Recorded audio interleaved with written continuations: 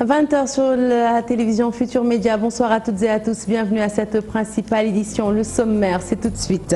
Plus de 8 millions de bulletins imprimés et toutes les dispositions prises pour un bon déroulement du scrutin.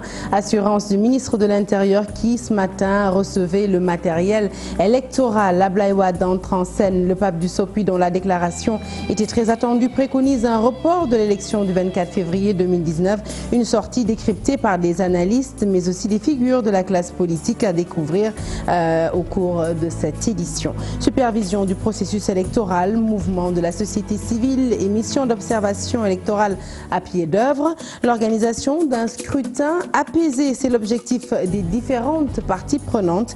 Et puis à suivre comme tous les soirs toute l'actualité de la campagne à l'échelle territoriale. C'est dans le journal de la campagne présenté par Astumben Tube. Voilà pour le sommaire.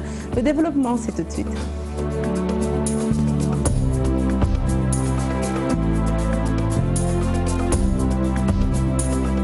Bonsoir à tous et avant d'en venir à l'actualité politique, nous ouvrons ce journal avec le décès de maître Mbaye Jacques Ndiaye, inhumé donc cet après-midi au cimetière de Ouakam après la levée du corps à l'hôpital principal. L'avocat s'est éteint ce mercredi des suites d'un malaise. Maître Mbaye Jacques Ndiaye était notamment l'avocat de l'ancienne sénatrice Aïda Nyong. Amis, parents, connaissances proches et collègues ont assisté à son enterrement. Que la terre lui soit légère. Puis je vous l'annoncer tout de suite en titre, 4e jour de campagne électorale qui coïncide ce matin avec la réception du matériel électoral par le ministre de l'Intérieur. Aly Ngouille Ndiaye précise que plus de 8 millions de bulletins ont été imprimés pour chaque candidat et que toutes les mesures sont prises. Je vous propose de l'écouter dans ce reportage. Il est signé Mohamed Lamine Ndiaye. Le ministre de l'Intérieur, Aly Ngouille Ndiaye, a procédé ce mercredi à la réception du matériel électoral à l'École nationale de police. Le ministre assure que tout le matériel léger est prêt à aller à destination. Pour tout simplement préciser que cette année, on a apporté une innovation de taille pour éviter les problèmes qu'on a l'habitude de connaître par le passé, où il nous était arrivé qu'on signale qu'il y a des bulletins de vote qui manquent pour tel et tel candidat, ou bien qui ne seraient pas en nombre suffisant. Cette fois-ci, nous avons déjà préconditionné des paquets à partir de l'imprimerie. Puisqu'on sait chaque bureau de vote, sa taille, le nombre d'électeurs, on peut le savoir, le global par village, par commune. Le ministre de l'Intérieur, Aly Ngouille Ndiaye, précise que toutes les mesures administratives et sécuritaires nécessaires ont été prises. Toutes ces administrations ont reçu les différents kits qui concernent les bureaux de vote de la circonscription. Aujourd'hui, nous commençons le déploiement donc, des régions les plus éloignées et nous avons démarré par le sud. Et je pense que vous avez vu tout à l'heure, pour Goudomp, c'est déjà parti. Également, les autres départements vont suivre. Nous pensons que d'ici le 9, tout le matériel électoral sera à destination. C'est presque les mêmes, hein. Vous savez, dans chaque, jusqu'au bureau de vote le plus éloigné, nous aurons les forces de défense et de sécurité qui seront là-bas, présentes au moins 48 heures avant, pour assurer d'abord la sécurité du matériel et également assurer la sécurité du scrutin. La réception de ce matériel électoral intervient au moment où les 5 candidats sont en pleine campagne pour le fauteuil présidentiel. Et puis sa sortie tant attendue a tenu toutes ses promesses puisqu'il a réussi en 24 heures à cristalliser l'opinion publique autour de sa déclaration. Pendant 21 minutes, le pape du Sopi a déroulé son plan d'action, un plan qui consiste à s'opposer à la tenue d'élections le 24 février prochain. Et puis, argument brandi par l'ancien chef de l'État, eh bien, le refus de cautionner l'organisation d'une élection, selon lui, déjà remportée par le candidat sortant. Retour sur la déclaration d'Abdoulaye Wade à travers quelques morceaux choisis par Fatou Bintou Conté. De Versailles, où il se trouve, l'ancien chef de l'État, Maître Abdoulaye Wade, s'est adressé au peuple sénégalais en annonçant la victoire du candidat sortant Macky Sall à 55%, voire 60%, à cause de l'élimination des candidats Karim Wade et Khalifa Sall. Certains qui sont très avertis ou des personnes de son entourage affirment qu'il a déjà choisi d'être élu à 55% ou à 60% et au premier tour. Alors, dans cette direction, il élimine les deux candidats qui lui portaient ombrage. Maître Abdoulaye Wade dit s'opposer à la tenue d'une élection préfabriquée. On a décidé de nous opposer à la tenue d'une élection qui est entièrement fabriquée. Le pape du SOPI estime que cette élection est tout sauf une, car selon lui, les principaux adversaires du candidat sortant ont été tout bonnement écartés. Je le dis nettement. Cette élection dont les concurrents les plus dangereux ont été d'abord ignominieusement éliminés et d'autres, pour en arriver à 5 candidats, ne peut pas être appelé des élections et nous ne l'accepterons pas. Dès lors, il prône la mise en place d'une commission nationale de transition démocratique pour la révision du code électoral. Le parti a proposé à ses alliés de l'opposition, du front de l'opposition, la mise en place immédiate d'une commission nationale de transition démocratique pour revoir le code électoral et l'expurger de tous les ajouts de Macky Sall. Sinon, lui et ses alliés promettent de dérouler un plan d'action. Nous sommes en train de travailler sur un programme d'action qui se déroulera en 3 phases. D'ici le 23 février, action dans la journée du 24 février, action au-delà du 24 février, c'est-à-dire la proclamation des résultats. Déclaration de Maître Abdoulaye Wade de passer à la loupe par des politiques, une sortie fustigée par certains, naturellement légitime pour d'autres qui exigent du respect à l'endroit du secrétaire général du PDS. Reportage signé Thiorombar Ndiaye. Le chef d'État sénégalais suscite débat. Toutefois, les appréciations diffèrent. Une déclaration menaçante pour empêcher la tenue correcte de l'élection présidentielle du 24 février 2019. Abdoulaye Wade, pour nous, c'est le monument de la politique sénégalaise. Abdoulaye Wade, c'est 50 ans de présence sur la scène politique sénégalaise. Donc Abdoulaye Wade mérite tous les égards vis-à-vis de l'État du Sénégal. Je crois que nous nous trompons un peu de combat. Car le combat n'est pas de faire en sorte qu'il n'y ait pas d'élection. Je ne sais pas d'ailleurs quelle est la méthode qui va être employée par ceux qui sont à côté de lui pour effectivement faire qu'il n'y ait pas d'élection.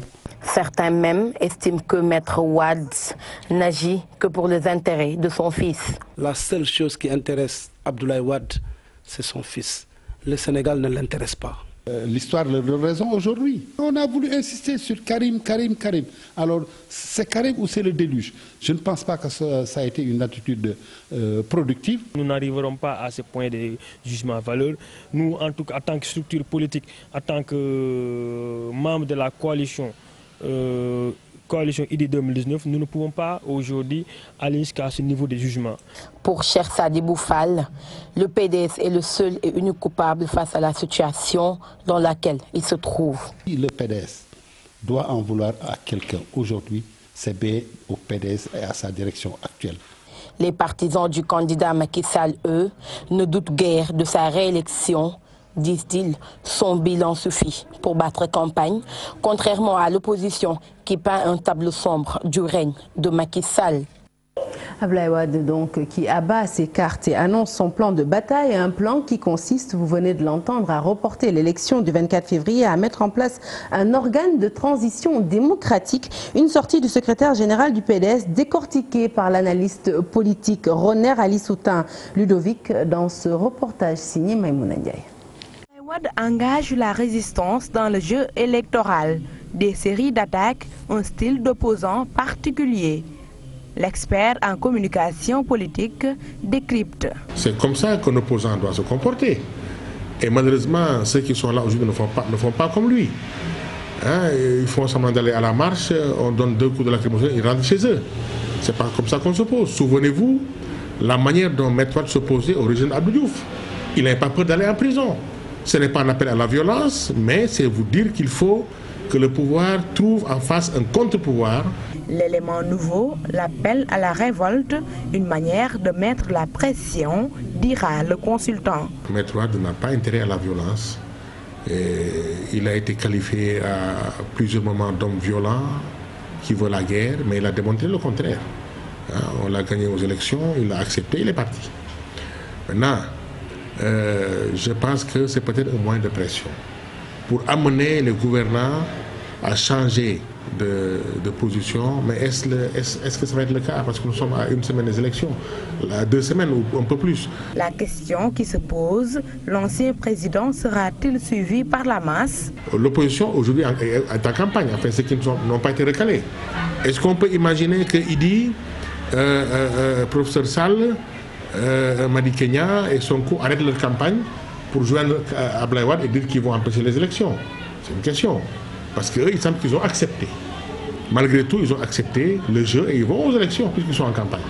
Maintenant, est-ce qu'ils vont renoncer à cela pour suivre l'ancien président Wade et dire qu'ils ne vont pas aller aux élections? C'est une question. La campagne se poursuit. Maître Abdoulaye Wade déroule son agenda. Reste à savoir s'il réussira à amener les gouvernants à changer de stratégie. Retour sur les affrontements entre militants de Benno Bokk Yakaar et de PASTEF. Le ministre de l'Hydraulique et de l'Assainissement, par ailleurs maire de Saint-Louis, dit en avoir été informé par le biais des réseaux sociaux. Mansour Faye invite les acteurs politiques à prôner la tolérance et à la non-violence pour éviter que telle situation ne se reproduise. Je vous propose de l'écouter au micro de Seynou Diop et Habib Seck. Ont mis en place leur propre sécurité. Leur propre sécurité. Marron du feu, marron errant, orange, marron vert, marron, etc. C'est un petit peu pour assurer la sécurité des convois. Il n'y a pas un candidat qui l'a pas. Il n'y en a pas.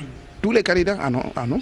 Donc ce qu'il faut, c'est vraiment, en tout cas, leur demander de ne pas faire de la violence, de ne pas verser dans la violence. Malheureusement, c'est un événement vraiment dont je me désole, puisque ce n'est pas l'effet recherché à travers donc cette confrontation politique. Je m'en suis vraiment excusé si tel est le cas, et ensuite appelé quand même donc à une tenue beaucoup plus responsable de l'ensemble des militants et sympathisants pour une campagne apaisée, pour une campagne dans la paix.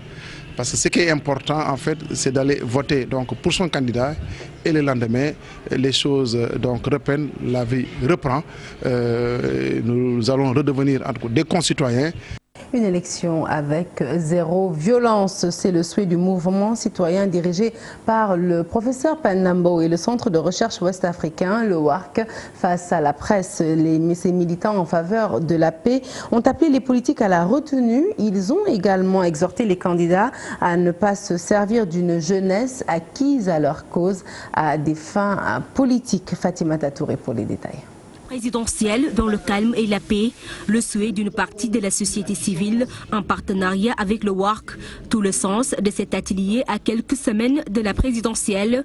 Objectif, formuler des recommandations dans ce sens. Si vous n'avez pas votre carte, allez chercher votre carte, parce que vous le devez à vous-même, mais vous le devez à ce pays. C'est un privilège, c'est un devoir. Si vous avez votre carte, n'acceptez que personne n'achète ça. Ou alors, ne soyez pas étourdi jusqu'à perdre ça. Parce qu'à partir de ce moment, votre voix est perdue. Votez, rentrez chez vous.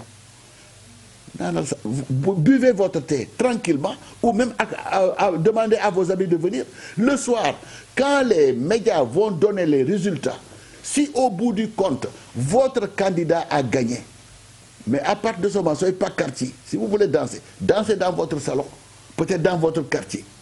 Si votre candidat a perdu, ne soyez pas un lion affamé pour aller tout détruire. Pour un bon déroulement du scrutin, le professeur Penda Mbowe exhorte les différents protagonistes à plus de responsabilités. Il faut que les hommes politiques soient raisonnables. On ne peut pas avoir une élection présidentielle, que ce soit présidentielle, des élections législatives, avec un leadership tellement éclaté. Un leadership où chacun veut jouer les premiers rôles, ce n'est pas possible. Dans une démocratie, ce n'est pas parce qu'on est en démocratie aussi qu'il ne faut pas organiser les choses. Tant que ces questions fondamentales ne sont pas réglées, on va aller toujours vers des discussions et des luttes, des querelles de clochers qui ne feront pas avancer la citoyenneté dans ce pays. Penda Mbowe et compagnie déplorent entre autres le discours d'appartenance religieuse de certains candidats. Et nous devons analyser les discours des politiques aujourd'hui. Certains discours sont des discours fondés sur la confrérie, sur l'ethnie, sur les groupes. Et ça ne va pas avec une consolidation de la nation. Nous devons bannir ce type de discours. Le Sénégal, un pays d'expérience en matière électorale, toutefois les velléités de tension inquiètent plus d'un dans ce scrutin. Puis depuis bientôt une semaine, vous l'avez sans doute remarqué, les missions d'observation ont entamé leurs travaux de supervision du processus électoral. Après l'Union européenne, c'est au tour de la mission conjointe d'observation de la diaspora en partenariat avec le groupe Agir Europe-Afrique de veiller au bon déroulement de l'élection. À cet effet, 35 observateurs ont été enrôlés pour s'assurer de l'effectivité d'un scrutin transparent et démocratique. Aïssatou Gueiba. Nombreux cas de violence notés en Afrique lors des élections précédentes. La mission d'observation électorale de la diaspora africaine en Europe s'est fixée comme objectif de sensibiliser le peuple sénégalais à des élections sans violence et le respect des institutions. Notre objectif, c'est de sensibiliser la non-violence sur les élections en Afrique. Ça, c'est notre objectif. Et le respect des institutions pour ne pas qu'il y ait des élections violentes. Comme dans mon pays, en Côte d'Ivoire, pour une seule élection en 2010, le 31 octobre 2010, le deuxième tour pour une seule élection dans mon pays. Le respect des institutions, c'est très important. Parce que lorsque vous sensibilisez les électeurs, ceux qui sont pas à l'école, que une institution d'un État, c'est très important parce qu'il y a des politiciens, des Africains qui respectent les institutions de l'Occident, des pays de l'Europe. Mais quant à leur propre pays, ils refusent de respecter ces institutions-là. Notre mission n'a pas aimé la déclaration de maître du président Abdoulaye Wade. Dans le cadre d'une élection présidentielle transparente, elle a déployé plus d'une trentaine d'observateurs à travers le pays. La mission conjointe d'observation électorale de la diaspora africaine en Europe et du groupe Agir Europe-Afrique voudrait féliciter la République du Sénégal pour la belle leçon de démocratie qu'elle a su donner au monde entier lors des élections législatives du 30 juillet 2017. La campagne électorale du premier tour, elle aura ensuite pour mission d'observer le vote du dimanche 24 février 2019. A dépêché une délégation composée de 35 observateurs internationaux afin de suivre les différentes étapes du processus électoral. Toutefois, la mission d'observation électorale exhorte les électeurs à aller retirer leur carte d'électeur et à voter massivement dans la paix et la sérénité le 24 février prochain. Justice à présent, Nicolas Mendy condamné à 3 mois de prison avec sursis. Le gendarme qui s'était introduit dans le domicile familial du candidat de la coalition Sonko président est également condamné à payer le franc symbolique à la famille Sonko. Un verdict prononcé ce mercredi en présence des membres du parti PASTEF, mais aussi de l'avocat de la défense, et nous n'excluons pas d'y revenir certainement dans nos prochaines éditions. Le slogan « Excision, tolérance zéro » lancé ce mercredi au cours de la journée internationale de lutte contre cette pratique, occasion saisie par les représentants de l'État mais aussi l'ensemble des parties prenantes pour réitérer leur volonté de traduire les décisions politiques en actions concrètes à cet effet. Nous écoutons Cirello, directeur de cabinet du ministre de la Femme, qui réaffirme l'engagement de l'autorité à bannir les mutilations génitales. Il est au micro des Boudiouf. De la situation de notre pays ne nous satisfait pas, car dans certaines régions, nos avancées sont très lentes. Dans d'autres régions, nous n'avons quasiment pas d'avancées. L'amélioration du système d'information des jeunes par l'utilisation de nouvelles technologies. Aujourd'hui, la digitalisation est une modalité très forte lorsqu'on veut parler aux jeunes. La nécessité de procéder à une mutation. La mutation consisterait à bien connaître les mesures politiques qui sont déjà prises et à voir comment mieux les traduire en action. Les acteurs devraient pouvoir également interroger le cadre de pilotage et de suivi des interventions pour avoir certainement une approche un peu plus harmonisée, nous permettant véritablement de voir quels sont les éléments qui lient tous ces phénomènes et quels sont également les déterminants structurants sur lesquels lorsqu'on y agit, on a la possibilité d'avoir des résultats durables et structurels. Et un peu de foot avant de clôturer cette édition. Les Lionceaux U20 qualifiés pour les demi-finales de la Coupe d'Afrique des Nations U20 après leur victoire 2-0 face au Ghana. Avec ce succès, les poulains de Youssouf Dabo valident également leur qualification pour le mondial U20 qui va se dérouler au mois de mai prochain en Pologne. Et voilà qui met fin à cette édition que je suis ravie de vous avoir présentée. Prochain rendez-vous de l'information, c'est tout en images. Mais la suite des programmes, c'est tout de suite dans Soir de campagne avec Chéri.